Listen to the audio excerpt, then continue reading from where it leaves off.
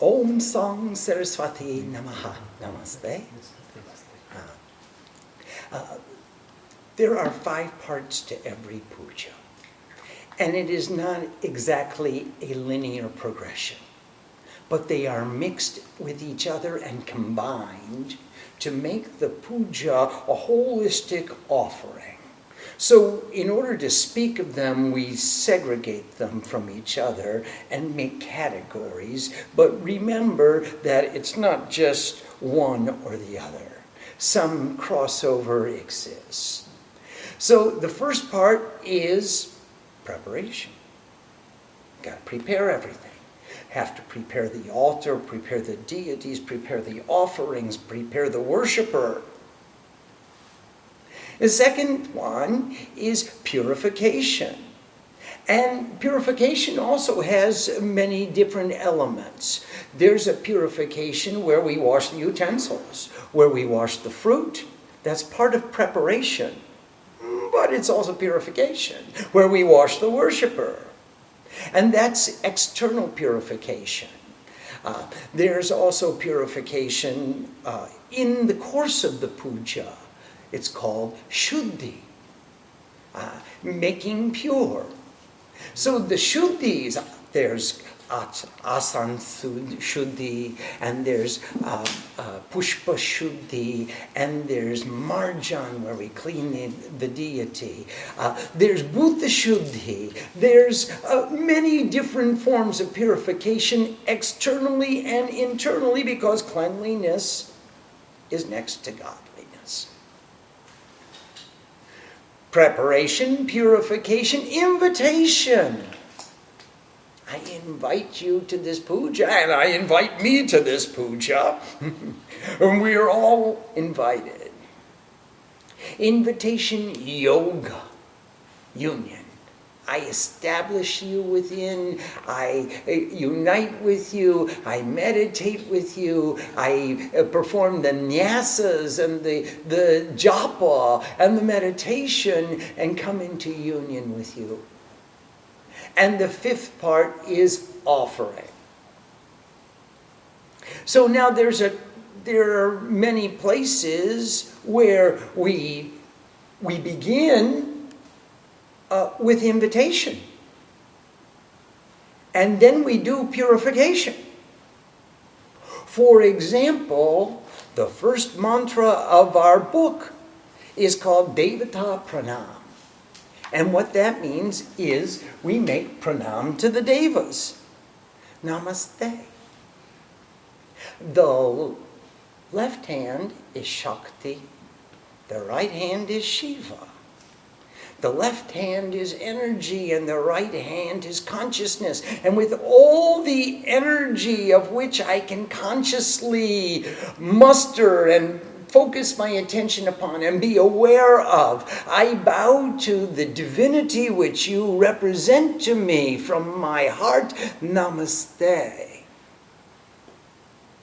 Now, if a respected guest were to come to your door and you open the door and you say, respected guest, first thing you'd want to say is Namaste.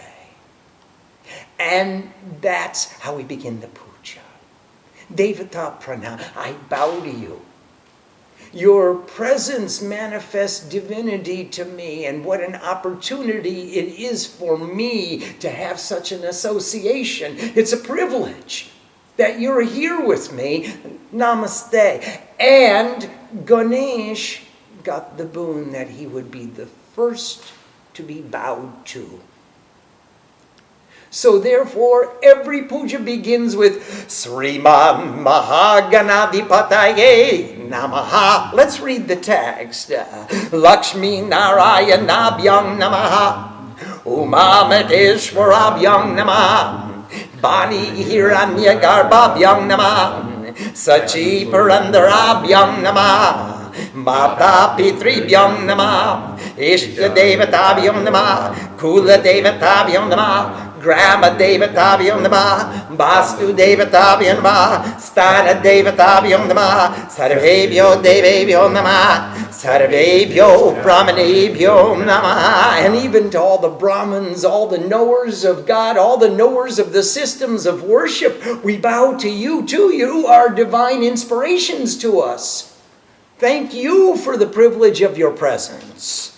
And now we meditate. This is a form of union. I am conceiving the form of the divinity, and especially these three divinities, Mahakali, Mahalakshmi, Mahasaraswati, the three goddesses of the Chandi, the essence of the Cosmic Puja, the Samasti Upasana, Om Kargang Chakra Gadeshu Chapa, Parigang Chunam Pushinding Sira, Sankang Sandatating Kari, Srinayanang Sarvanga Bhusha Britam, Nilas Baduti Masya Pada Dashakang Sebe Mahakalikam, Yamostat Swabidero Kamala Johan Tumatagoitabam.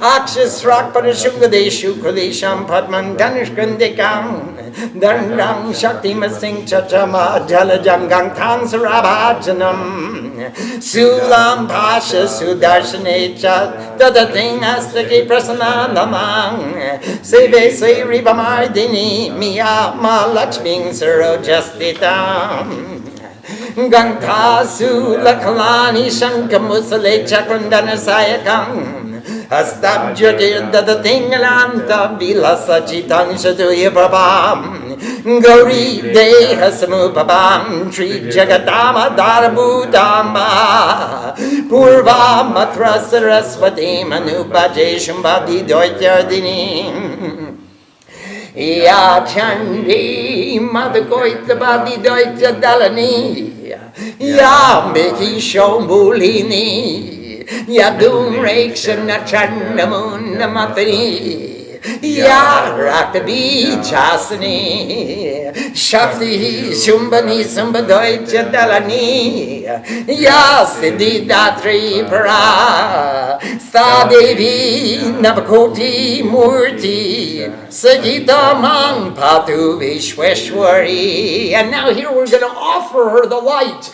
Om Adi Jyoti Jyoti Rakti Swa Surya Jyoti Jyoti Surya Swa Adi Varcha Jyoti Varcha Swa Surya Varcha Jyoti Varcha Swa Jyoti Surya Jyoti Swa Om Adi Jyoti Ravi Jyotish Chandra Jyotish Tatevacha Jyotish Amutamotivi Deepo Ayam Pratigriyatam Esha Deepa Om Eng Ring Kling Chamunda Hiviche. And take a stick of incense. Om Banaspatir Sopano Gandhyatahi Gandha Uttama Agreya Hasarva Devanam Dupo Ayam Pratigriyatam Esha Dupa Om Eng Ring Kling Chamunda Hiviche. Some burning camphor. Om Chandraudityau Tadarining Vidyudatis Tatevacha Tameva Sarvajyotising Aratrikam Pratigriyatam Om Eng Ring Kling Chamunda Hiviche Aratrikam Samapayami Payo Prithivyam Payo Oshadishu Payo Divyantarikse Payoda Payospatihi Pradesho Santumakyam Om Agni Devata Patu Devata Surya Devata Chandrama Devata Pasabo Devata Rudra Devata Aditya Devata Maruta Devata Vishwe Deva Devata Brihaspati Devata Indra Devata Varuna Devata Ambur Bupaswa Tatsabitur Barinyam Bargo Devasya Dimagi Dio Yoma Prachodayad Ambur Om Bua Om Swa Om Aha Om Janaha Om Tapaha Om Satyam Om Tatsabitur Barinyam Bargo Devasya Dimagi Dio Yoma Prachodayad Om Apujotura Samritam Brahmapur Buva Sarvaswaram. Om Mangale Mahamage Sarva Shakti Swarupini Chaturbhargastvayinastas Tasmaname Siddhida Baba. Om Viganam Kuru Male Twam Grinami Dakshine Kare Japakale Chasidyartam Prasid Mama Siddhage Om Akshamala Dipataye Susiding Dehi Dehi Sarva Mandrartha Sadhini Sadhaka Sadhaka Sarva Siddhi Purikapaya Purikapaya Meswa Eteganda Pushpe Om Gam Ganapataye Nama Eteganda Pushpe Om Adityadi Navagragavyo Nama Eteganda Pushpe Om Sivadi Panchadevatavyyo Nama Eteganda Pushpe Om Indradi Dasadik Palevyo Nama Eteganda Pushpe Om Atsyadi Dasavatarivyyo Nama Eteganda Pushpe Om Prajapataye Nama Eteganda Pushpe Om Namo Narayanaya Nama Eteganda Pushpe Om Sarvevyo Devevyo Nama Eteganda Pushpe Om Sarvabhyo Devevyo Nama Eteganda Pushpe Om Sri Girave Nama Eteganda Pushpe Om Brahmanevyo Nama. I'd like to show you how to place those flowers. I think you can see them. The first one goes here, and then there, and this is the first vidhi. As pujas consist of a series of vidhis that are linked together. It's modular construction. And you take each portion and you place them together and you get a whole road map drawn in flowers depicting the journey of moving our awareness into the presence of divinity and bringing the divinity into our hearts and then serving all of creation with the same love and joy as you would if you had God in your heart all the time. So now in the first vidhi, it's the first row, front row center. And all of the flowers go 1, 2, 3, 4, 5, 6, 7, 8, 9, 10, and one in the middle. And that's the first vidhi. Let's go back and read the English about what we're talking. And first of all, we bow to the respected great Lord of wisdom. That's Ganesh. Ga means Gyan. And he stands for wisdom. And he's the Ishwara, the Ish, the Isha of Gan. Also, Gan means the multitudes, or the collective body. So he is the supreme Lord of the collected body, and you can define that collection any way you want to. Some people say it's Shiva's gone, all the devotees of Shiva. Some people say it's the multitude of all the creation, every atom of existence. So he is the supreme Lord of the wisdom, the supreme Lord of the devotees of Shiva, the supreme Lord of every atom of existence, any way you want to define your multitude. That's Ganesh's territory. We bow to Lakshmi and Narayan, the coal of all existence and the perceiver of all. We bow to Uma and Maheshwara, she who protects existence, and the great consciousness or seer of all, Mahan Ishwara. Ish means to see, Wara means who sees without limitation. Mahan means great. He's Mahan Isha Wara.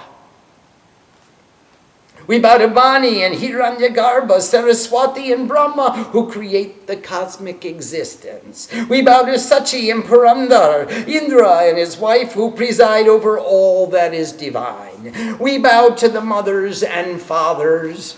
We bow to the chosen deity of worship. We bow to the family of deity of worship. We bow to the village deity of worship. We bow to the particular household deity of worship. We bow to the established deity of worship. We bow to all the gods. We all bow to all the knowers of divinity. And now we're going to describe their forms. Bearing in her 10 hands, Mahakali, 10 arms, 10 legs, 10 heads. Bearing in her 10 hands the sword of worship, the discus of revolving time, the club of articulation, the bow of determination, the iron bar of restraint, the pike of attention, the sling, the head of egotism, and the conch of vibrations. She has 3 eyes and displays ornaments on all her limbs, shining like a blue gem. She has 10 faces.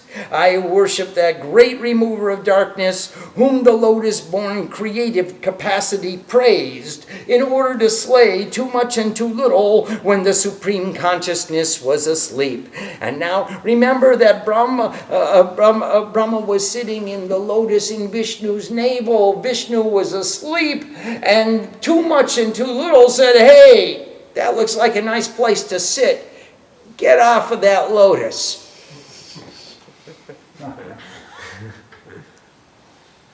And Brahma said, "Hey, this is my lotus. I'm the creator of existence. Give me a break." And too much and too little said, "You get off that lotus now and leave, or we will slay you." I heard that challenge somewhere before. And Brahma said, "Hey, these guys, there are 2 of them, and they're warriors. And they're strong, and they're well armed, and I'm an old man, and I have no weapons at all. What will I do?" He said, "Vishnu, wake up." Vishnu was in the sleep of Yoga Nidra. Pure consciousness, sitting on the couch of infinity, on the ocean of pure consciousness, Kshira Samudra. He was deep in deep shushupti, dreamless sleep, or state of meditation. Brahma said, "Wake up. Somebody's got to protect me. You are the protector." And Vishnu stayed asleep. So then Brahma thought, "What shall I do? I'll call Yoga Nidra, the goddess of sleep. And I'll ask her to come out and leave her dwelling where she's staying at Vishnu and wake him up so he can defend me." And that's just what he did. He sang the tantric Ratri Shukta. Twang swaha, twang swada, twang hiva shatkara swaratnika. And he praised her with so much devotion that the goddess manifested herself. And she said, "What do you want? You're the creator of the universe. What do you need me for?" And Brahma said, "Would you please wake up Vishnu? That sleepyhead is going to sleep right through this war. And I'm an old man and I can't defend myself." And the Divine Mother said, "Yes, I will." So now here the creative capacity praised the remover of darkness in order to slay too much and too little and return consciousness to perfect balance. Notice that each of the weapons in each of her hands has a spiritual significance. We have the sword of worship, the discus of revolving time, the club of articulation. And when we say these mantras and articulate them, we hit those asuras over the head with the club each time. Every time we take aim with our sankalpa, we have the bow of determination, we have the arrows of one-pointed attention, the pike of attention, the head of egotism, the conch of vibrations. That conch shell contains all the vibrations of the universe. Each one of these weapons in her hands takes on significance as we approach closer and closer to the goddess and put our own asuras into the balance and harmony of her blessing. She with the beautiful face, the destroyer of the great ego, is seated upon the lotus of peace. In her hand she holds the rosary of alphabets, the battle axe of good actions, the club of articulation, the arrow of speech, the thunderbolt of illumination, the lotus of peace, the bow of determination, the water pot of purification, the staff of discipline, energy, the sword of worship, the shield of faith, the conch of vibrations, the bell of continuous tone, the wine cup of joy, the pike of concentration, the net of unity, and the discus of revolving time, named excellent intuitive vision. I worship that great goddess of true wealth. So here is Mahalakshmi. She is comprised of the union of all the lights from all the gods.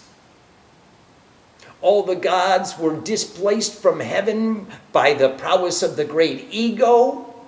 The ego threw out all the gods and took over all the heavens. And everything that was divine went to the ego. It got so bad that nobody did anything without saying, I am the doer. So then the gods got together, they all went to the Devi Mandir, and they sat around the fire and they started to chant, and they put forth their lights.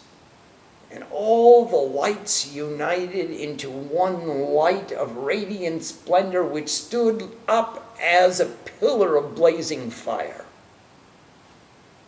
And that was the origin of Mahalakshmi. So she has 1,000 arms, but she's depicted as having 18 arms, a very handy lady to have around the house. Bearing in her lotus hands the bell of continuous tone, the pike of concentration, the plow sowing the seeds of the way of truth to wisdom, Dharma, the ideals of perfection, the way of truth to wisdom, the highest ideal that you could possibly conceive, the conch of vibrations, the pestle of refinement, the discus of revolving time, the bow of determination, and the arrow of speech, whose radiance is like the moon in autumn. That's this month. Whose appearance is most beautiful, who is manifested from the body of she who is rays of light and is the support of the three worlds. I worship that goddess, that great goddess of all-pervading knowledge, who destroyed self-conceit and other thoughts. So here we're self-conceit and self-deprecation sitting as judges upon all the movies that we're watching. I'm watching the history of me, the most important person in my universe. And self-conceit says, oh, what awful movies you have. And self-deprecation is even more critical. And Mahasaraswati gives us the wisdom. She gives us knowledge to discriminate which movies are good movies that we want to keep, which movies we can consign to the flames, which movies are useless, and you don't have to watch them again. Ya Chandi, that Chandi. Chand means to tear apart. And Chandi, she is the cause of tearing apart. She tears apart thoughts. She tears apart duality. She tears apart everything that is extraneous to our being in the union of God. She's also known as a warrior goddess, a destroyer, because she comes in and she tears apart all the duality. That Chandi who slays the negativities of too much and too little and other thoughts, who is the origin of the great ego and the destroyer of sinful eyes, passion and anger, and the seed of desire, the energy that tears asunder self-conceit and self-deprecation. She's a good terror. The granter of the highest attainment of perfection, may that goddess who is represented by 90 million divine images. That means you can't count.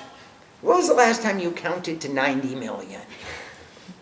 You can't count how many forms there are of her divinity.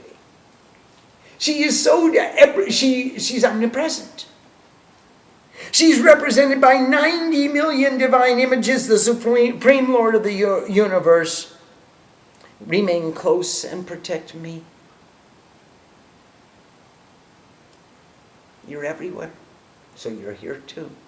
Please, protect me. Remain close. Om, the divine fire is the light, and the light is the divine fire. I am one with God. The light of wisdom is the light, and the light is the light of wisdom. I am one with God. The divine fire is the offering, and the light is the offering. I am one with God. The light of wisdom is the offering, and the light is the light of wisdom. I am one with God. Om, the divine fire is the light of wisdom is the light of devotion is the light as well. The light of the highest bliss, O Goddess, is in the light that we offer, the light that we request you to accept with the offering of light. Om Eng Ring Kling Chamundai Biche.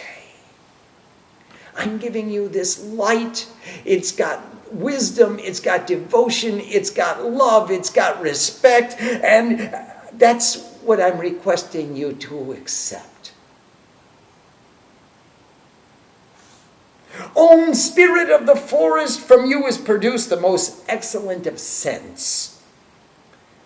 The scent most pleasing to all the gods, that scent we request you to accept. With the offering of fragrant scent, Om Eng Ring Kling Chamundari Biche. Om, all-knowing as the moon, the sun, and the divine fire, you alone are all light, and this light we request you to accept with the offering of light and arthricum. We offer you this light, this burning, blazing illumination of camphor. Camphor is the purest white substance, reflecting the purity of the absence of all color. And that assumes the shape of fire. And that becomes the blazing light of purity. No prejudice, no colored, no prejudice, no bias. Accepting all, universally. Om, earth is the reservoir of nectar. Hey, think of this earth that we live upon. The reservoir of nectar. All vegetation is a reservoir of nectar. The divine atmosphere is a reservoir of nectar, and also above and even higher. May all perceptions shine forth with the sweet taste of nectar to us. And this nectar is not just a drink. It's the nectar of immortal bliss. You've got it in the earth, and you've got it in the vegetation, you've got it in the heavens, you've got it above. It's all exuding immortal bliss. Put yourself into the concept of being surrounded by immortal bliss. Remember, puja is a guided meditation. We are guiding our awareness into the presence of divinity. So surround yourself with the nectar of immortal bliss. Om, the divine fire, the light of purity, is the shining God. The wind is the shining God. The sun, the light of wisdom, is the shining God. The moon, the Lord of devotion, is the shining God. The protectors of the wealth are the shining gods. The relievers of sufferings are the shining gods. The sons of the light are the shining gods. The emancipated seers, the maruts, are the shining gods. The universal shining gods are the shining gods. The guru of the gods is the shining God. The ruler of the gods is the shining God. The Lord of waters is the shining God. Divinity is radiant. It's all around us. It's omnipresent. Nectar is omnipresent. Divinity is omnipresent. And now comes the Mool Mantra, the root of the Sanatana-Dharma. The Sanatan, eternal Dharma, ideal of perfection, is there is no circumstance in which we won't find greater wisdom beneficial to us. We always want more wisdom. Om Bhur-Bhuva Swaha, Om the infinite beyond conception, the gross body, the subtle body, the causal body, the gross body that can be perceived through the senses, empirically verified, the subtle body conceived in the mind, the causal body known through intuition or meditation. We meditate on that light of wisdom that is the supreme wealth of the gods. The light of wisdom is the wealth. When we call upon Lakshmi as the god of wealth, she is the goddess of the wealth of wisdom and peace. We meditate on that light of wisdom that is the supreme wealth of the gods. May it grant to us increase in our meditations. Hey, make it brighter. Make it lighter. That's our prayer to you. We're meditating upon this quality of divinity which exudes light. This is the Mool Mantra of Sanatana-Dharma. This is the bij of Hinduism.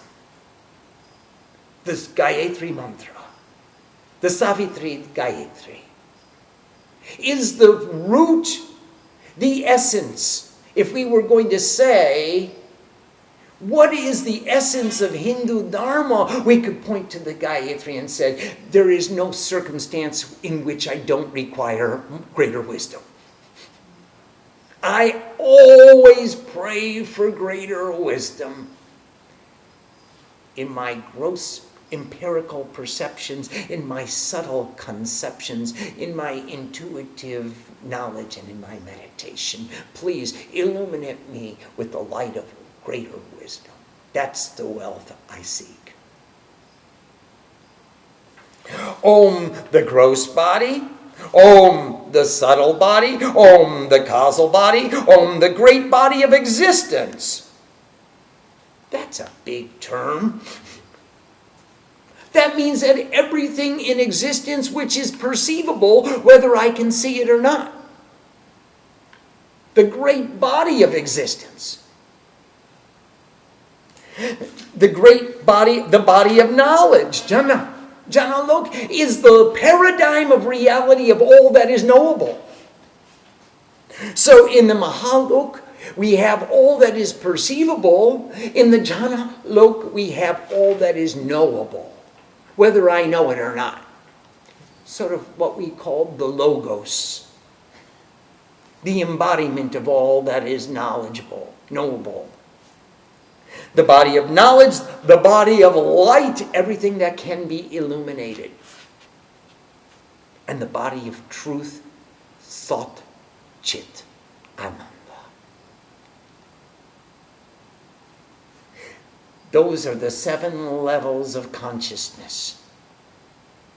We start from the gross, the subtle, the causal, all that is perceivable in existence, all that is knowable in existence, all that is illuminated in existence, and then Sat, Chit, Ananda. Truth, consciousness, and bliss. Or bliss, truth, consciousness. Or consciousness, bliss, and truth.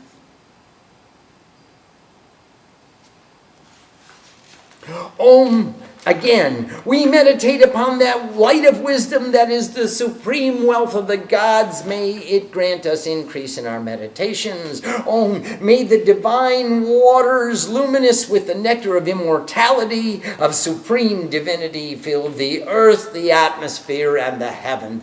That nectar, that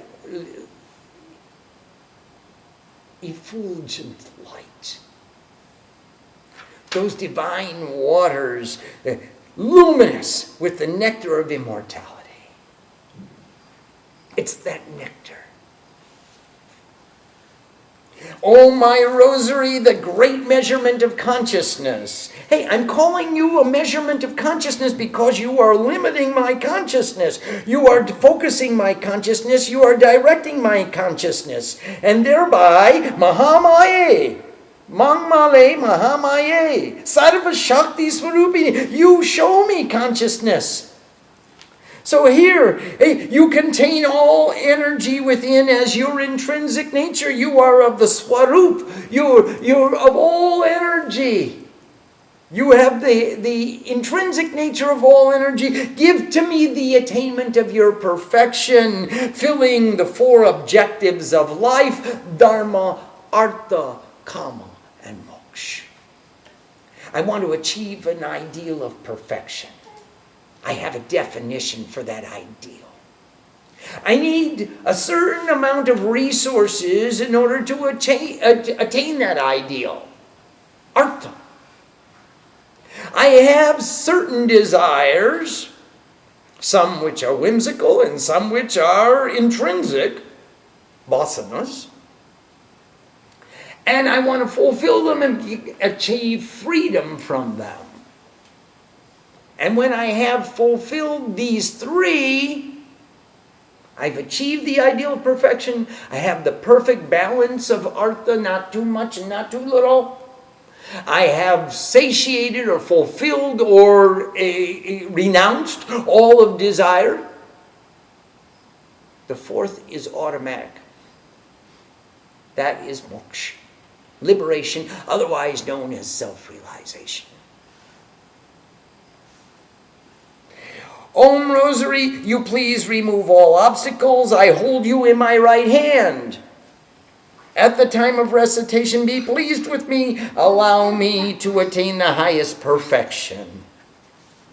Om Rosary of Rudraksha seeds, my Lord, give to me excellent attainment. Give to me, illuminate the meanings of all mantras. Illuminate, fashion me with all excellent attainments. Fashion me, I am one with God.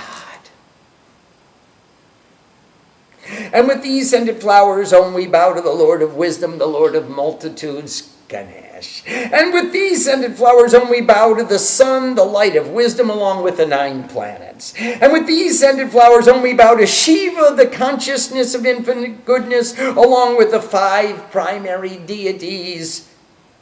Shivadi Panchadevatavyo Namo. We have united all the branches of Sanatana-Dharma, the followers of Shiva, Shakti, Vishnu, Ganesh, and Surya, and the 9 planets. With these scented flowers, Om, we bow to Indra, the ruler of the pure, along with the 10 protectors of the 10 directions. We talked about them last night.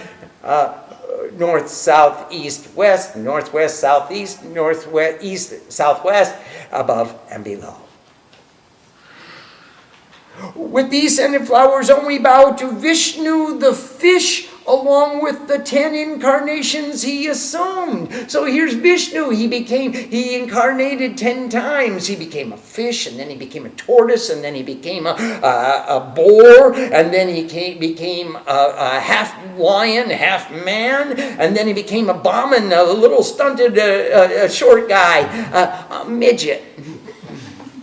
And then he became Purusharam, and then Ram, and then Krishna, and now he's become Srima. And he has 10 incarnations. With these scented flowers, Om, we bow to the Lord of all created beings. With these scented flowers, Om, we bow to the perfect perception of consciousness. With these scented flowers, Om, we bow to all the gods. With these scented flowers, Om, we bow to all the goddesses. Om, with these scented flowers, Om, we bow to the Guru. With these scented flowers, Om, we bow to all knowers of wisdom. And hey, with these scented flowers, we just keep bowing and bowing. Namaste. With all the energy of my conscious being, I bow to the divinity which you reflect to me from my heart. With these scented flowers, Again and again, with these scented flowers, I bow to the divinity which you represent to me. You are the emblem of God. God is giving darshan. The first step is pranam. And that is the Devata pranam. Do we have any question? Swamiji, 2 questions. The first question is when we chant the Gayatri, you hold the rosary to your hand. Yes. Why do we do that? Oh, we hold the rosary with our hand, and so in order to we put the rosary on our neck with Gayatri. So, and we empower the rosary to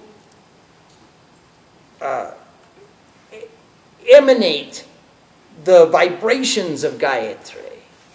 We want it to be permeated by the Gayatri vibrations. Wisdom is never not required by us. We're dummies. We always need wisdom. So we're saying, hey, rosary, you take this wisdom and let me wear it and become empowered with it. This is the root of our Dharma. This is the explanation of the highest ideal of our perfection. Please be with me all the time. That's why we hold the mala as we recite the Gayatri. Or some people hold the sacred thread. So you're with me all the time. I'm transmitting that energy to all the objects that are part of me. And then it will radiate into my soul, captivate my mind, free me from the rest. And your second question? In 2 places, Swamiji, we do a nyas. One is when we say Om Bu, Om Bua, Om Swa. And also when we say Om Agni Devata, Vato Devata. Actually, that is not a nyas. That is a counting system. And there is a little bit of a difference. This is called Karamala. These are the spaces on our fingers make up a way of counting. We start with in the middle space of the ring finger. And that's number 1. And then the lower space is 2. Then the lowest space of the pinky finger is 3. The middle is 4, 5, and then back to the ring finger again. And that's number 6. And then to the middle finger, top space is 7. And the middle of the middle finger is 8. The bottom is 9. And the bottom of the pointer is 10. Now, we exclude these 2 because they are the ones that point. And if there's pointing at you, it must be from an ego me. So I don't want to count these 2. They don't count. So when I count Om Bur, Om Bua, Om Swa, Om Aha, Om Janaha, Om Tapaha, Om Satyam, I want to make sure I get them all. And I don't want to leave one of them out because they're all important to me. My consciousness is fluctuating from loka to loka, from paradigm of reality to paradigm of reality constantly. And I want to be aware of them. As soon as I switch from a concept of all that is knowable to being present in the world of relationships and objects. And the same is true when I count Om Adya Devata, Bhatu Devata, Surya Devata, Chandrama Devata, Bhasabo Devata, Rudra Devata, Aditya Devata, Maruto Devata, Vishwe Devata, Brihaspati Devata, Indra Devata, Varuna Devata. I want to make sure I don't miss any. So I have, from my growing up student days, counted them. And this is my habit. It's not a nyas, and it's not mandatory. But it's a checklist. For old guys like me, from time to time you might forget one of them. Are there any other questions? When we say regarding the puja, the 5 steps, we have the swaha, Om Agni Jyoti Jyoti Agni Swaha. This is a yoga. This is a union. Yes, it is. And every swaha is a union. Swa means my own, nij. Ha means Ishwar. It's the Bij mantra of Rudra. And it means Shiva is my own. Or I am Rudra. Or, with poetic license, I am one with God. Swaha. Now remember that all the gods were sitting around the sacrifice and everything was going into the fire, and the gods said, hey, Agni's eating everything. This isn't fair. He's burning everything. Everything we give to, everything any devotee gives to the fire, Agni is burning it up. I protest. And they thought, what's the solution of the problem? Let's get Agni married. And they created a goddess named Swaha. And they said, Swaha, every time any devotee says any mantra and makes an offering, we're going to call you. And your job is to, we're going to put it in the fire. You take it out of the fire and give it to the appropriate recipient. You take it out and give the portion that is due to the appropriate recipient, and that's your job. So you're going to be famous. Because any devotee who offers any offering is going to call your name. So that's why we call Swaha every time we offer to the fire. And she takes it, we put it in the fire, Agni takes a portion, and she picks up the rest, and she brings it to any other deity to whom it rightfully belongs. And everybody gets their portion. All the gods were satisfied with that solution. Wives are wonderful things. So, yes, we have a portion which is union. We have a portion which is offering. We have a portion which is a purification. Even within one mantra.